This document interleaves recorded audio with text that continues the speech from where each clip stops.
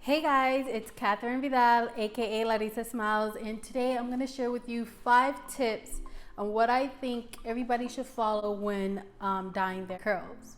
I am a strong believer that yes, you can have healthy colored curls, even if you are natural. So I'm going to go into this video and give you my 5 tips on how to maintain healthy colored curls before and after you process your hair. Tip number 1 is to gradually go lighter. When the chemical is left for too long, your hair is going to feel straw-like, meaning that it's becoming very dry. And when it becomes very dry, it's just going to cause split ends that will eventually lead to breakage. The longer the chemical is on your hair, the more damage it's causing. Avoid bleaching your hair every time you go to color your hair. If you have to constantly bleach your hair, consider how light you want to go.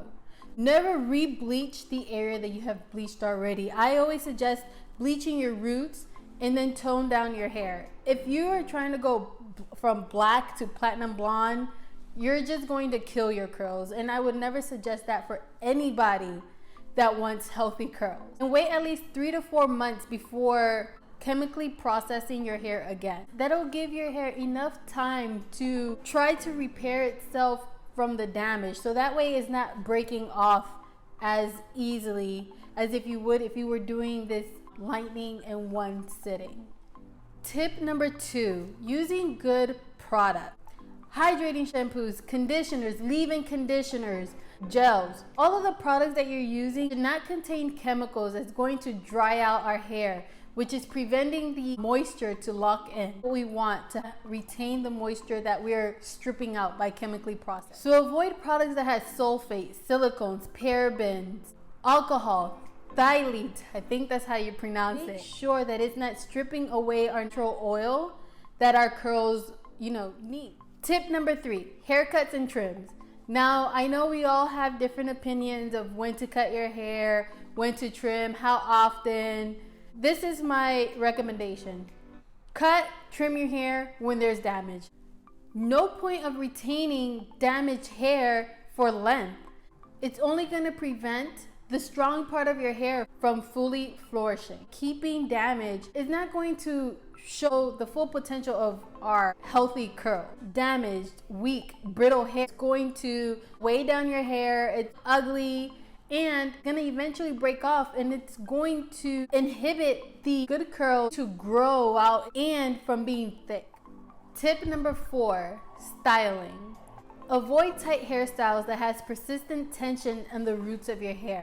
This will cause breakage and potential hair loss. It's best to keep your hair in a protective hairstyle after dyeing it, only because by constantly manipulating the hairstyle every day, we're not giving the hair time to just relax and to relieve itself from that stress that we're putting it in.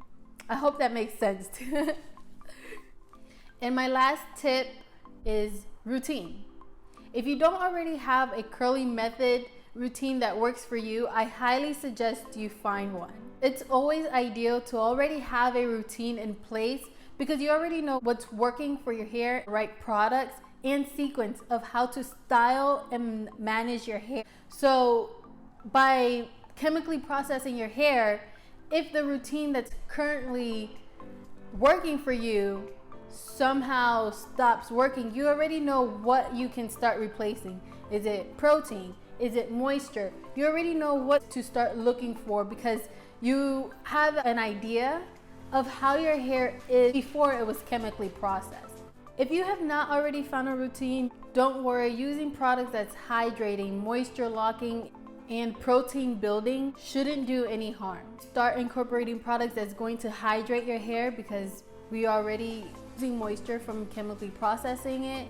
Just test out how much, how often, and what products your hair likes so that you can continue that routine now that you have processed your hair.